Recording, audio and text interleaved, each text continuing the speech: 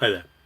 It's September the 5th, and we are bringing to a conclusion the Megillat Kohelet, the scroll of the preacher, or Ecclesiastes as we call it.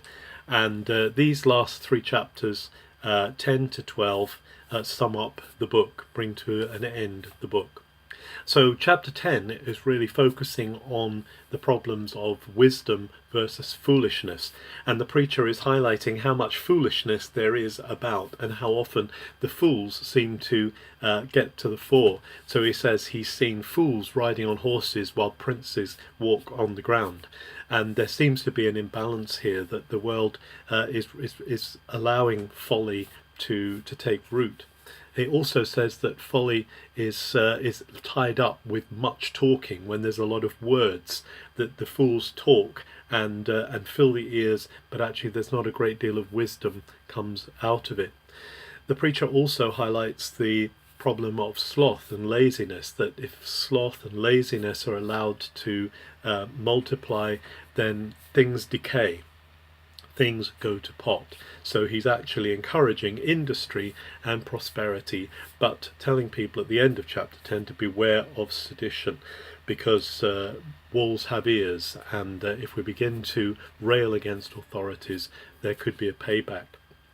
Then in chapter 11, there's encouragement from the preacher to take risk and to sow and to make use of what we have and not to hoard it. It's against hoarding.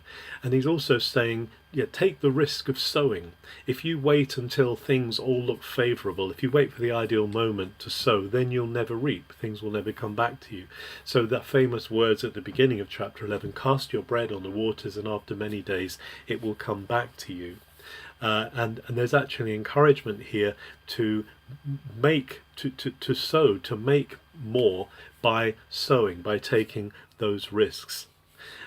There is, however, a caution at the end of the chapter to remember that life is transient, to remember that youth is transient, and to actually enjoy youth and to enjoy childhood while we have it, because it's so transient.